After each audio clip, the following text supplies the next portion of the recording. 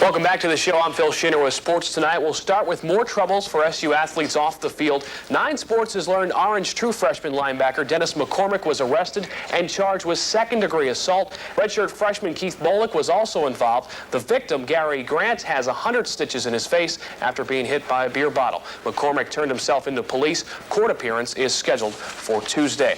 Well, the Orange basketball team goes after another Carrier Classic championship tonight, the 20th anniversary title game against Eastern Michigan. Syracuse winners of 17 of the previous 19 classics. The only loss, if you remember, coming in 1980 to Maryland and 1991 to St. Joe's. Eastern Michigan riding high after last night's buzzer beater win over Old Dominion. The Eagles soaring into tonight's game against Syracuse, sporting an unbeaten record. Eastern Michigan is a very work hard on the other end. Thomas and the Orangemen take on the Eagles of Eastern Michigan tonight at the Carrier Dome, 8 o'clock. All the highlights and more coming up at 11. College hoops today, 4th-ranked Villanova hosting Coach K and his number 14th Duke squad. This one all Blue Devils. Second half off the inbounds.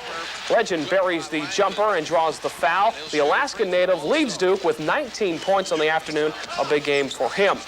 Then the Devils get it going on the fast break. Ricky Price to Jeff Capel lays it in on a nice layup and a foul. The Devils go on to hand Villanova its first loss of the season, 87-79. AHL hockey here in Syracuse tonight. The Crunch hoping to snap a 3-game losing streak as they face off with the last place Providence Bruins. It's close but no cigar for the Crunch last night in Rochester. Syracuse Crunch trying to get it going in the lighter jerseys, pressing in Rochester's end, middle of the final period. Rochester pulls ahead to stay, even jarring the goal loose here, which stopped play for a while. And Coach McElharkey trying to find a way to get his team a win, taking down some notes, if you will. Both teams scoreless in the first. Each team scored twice in the second, and then the mid-third period goal makes the difference. Rochester wins it 3-2 against Syracuse. Third straight loss. Face-off tonight, 7:30 at the War Memorial. Now to the NFL. Saturday game today, Week 16 beginning. The Philadelphia Eagles, who are battling for an NFC playoff spot with a big game, squared off against the hapless New York Jets. Late first period, Jets from the Eagles 48. It's a 2nd and 10, and the Jets go to some flea flicker magic here, trying to get it done.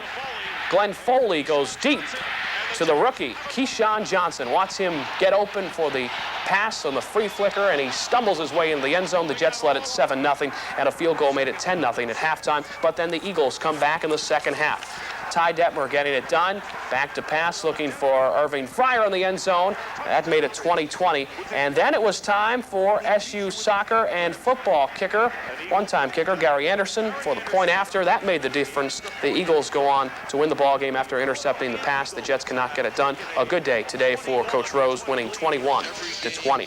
NBA, fun in the sun down in South Florida. Miami trying to stay hot against Toronto. The Raptors make this one a ball game. Damon Stoudemire shows off his downtown range. Coach Pat Riley and company come back. They go inside. This is Tim Hardaway, hits Austin for the slam. And then the big man from Miami today, former Georgetown star Alonzo Mourning with the finish. He had 26 points tonight.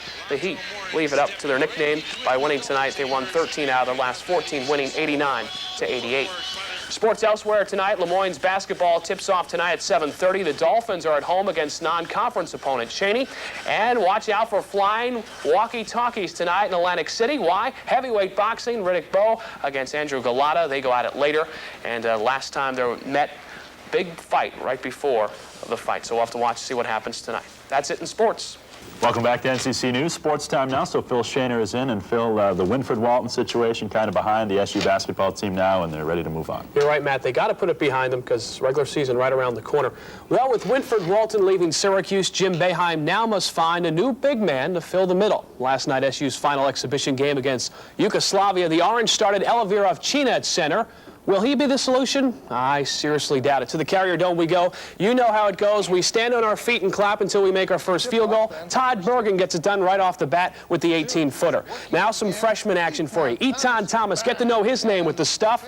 And SU having no problem. The O-Zone, they won Otis Hill. We'll see Otis a little bit later on. Todd Bergen with the steal on the D and the dunk. TB with 17 points of the night. Jason Sapola with the alley here. And LaShawn Howard, another freshman, with the finish for SU. And Yanulis also gets in the action as he goes downtown for three. Now we see a little Otis Hill. You've been waiting for Otis. Here's the nice move, the power dunk. He had 11 points in the night as SU goes on to win it 69-41. Jason played well again, and The Orangemen start their regular season play on Friday night at the Carrier Dome against Winthrop. Who's that? I don't know, but I'll tell you what. The Orangemen play a team you might have heard of in their second game. They played the defending national champions, the Kentucky Wildcats. To show you the difference between the two teams, here's Winthrop's basketball media guide that we got in the mail right here. It is, let's see here, a 50-page pamphlet. Now, here's Kentucky's. This baby's a novel. 250-some pages in this one. Is Winthrop going to get the Orange ready for the Wildcats? Yeah, right. Syracuse basketball in the NBA, another SU reunion as the Knicks played in Orlando last night. However, former Georgetown Hoya star Patrick Ewing stole the show as Ewing became the 23rd player in NBA history to score 2,000 career points. And here it comes, a nice easy lay-in for Patrick Ewing off the glass. More Ewing a little bit later on in the fourth quarter. Patrick Ewing can do it from the inside and the outside. Here he goes downtown, three-pointer, nothing but net. Now SU reunion, Ronnie Cycli, with his new team, gets the points down low. He finished with 8. John Wallace had 4 as the Knicks go on to win the ball game. The Red Hot Orangemen take their 7-game winning streak to the Vet this Saturday to face the 1-9 Temple Owls. Temple Owls have always been the joke of the Big East, but believe me, this Temple team is much better than their record. Hey, they played Miami tough for a half. Are they good enough to beat Syracuse? No way. Temple is led by quarterback Henry Barris, who could cause SU some troubles. Orangemen quarterback Donovan McNabb talked about quarterback. Get the tape 2 years ago when we played in veteran. Syracuse and Temple, 12 o'clock in Philadelphia. When Lou Holtz announced that he was leaving Notre Dame at the end of the season yesterday, the first thing that came to my mind was Syracuse may be the last team Holtz will face. Think about SU and Notre Dame in the Orange Bowl. How great would that be, Matt? We could beat Lou Holtz, Syracuse could beat Lou Holtz, and he can go out maybe to the NFL. That's it. One of many concerns Coach Paul Pasqualoni has coming into this West Virginia game is the AstroTurf, the surface here at Mountaineer Field. Syracuse played here 2 years ago, and the players complained about not getting enough traction on the AstroTurf at Mountaineer Field. They were slipping and sliding all over the place. Now Syracuse has brought extra cleats to hopefully solve this problem.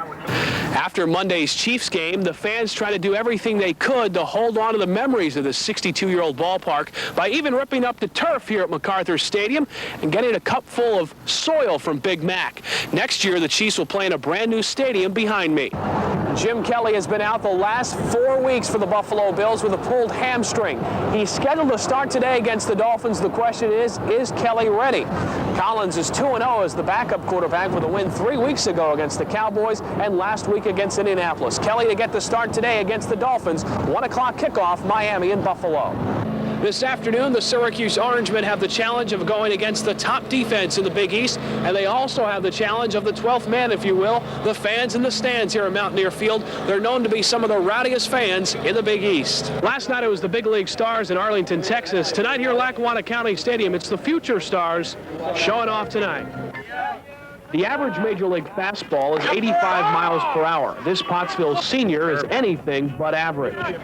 Jeff Yoder has put up big league numbers this season. He has struck out 147 batters in 77 innings. With numbers like that comes a lot of big league attention.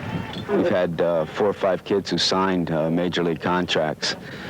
This kid has been scouted from day one. The first game he pitched in Bethlehem, we had 25, 26 scouts there, and we've averaged, I guess, 15 scouts at every ball game he's pitched since then. he pitched in a lot of Legion All-Stars games, and he made the final with Harrisburg Riverside last year, and they had the East and the West, and he was one of the top 3 or 4 pitchers in the East, and that's where I first saw him, and he threw well that day. Loose arm, good body, good athlete. Knows how to pitch it for a high school pitcher, and his fastball is outstanding, and he has an outstanding curveball for a high school pitcher. Yoder has a scholarship to pitch for Clemson University, but with talk of being selected in the first few rounds of the Major League Draft, Yoder is left with a big decision.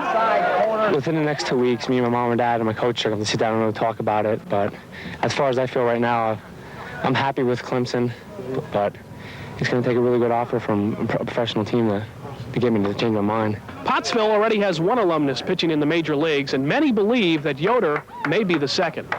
Chris Nabholz, a 1984 graduate of Pottsville, is a much different pitcher than Yoder. Nabby is a long-armed lefty that relies on off-speed stuff in the pros. Jeff is a hard-throwing right-hander whose heat is hard to beat. Other differences between the two pitchers is Nabby's in the big show, and Yoder hopes to be there soon. He helped me a lot mentally with the game, and it's been a dream all my life. I mean, if the offer's right, like I said before, if the offer's right for me when I get drafted, then I'll take it.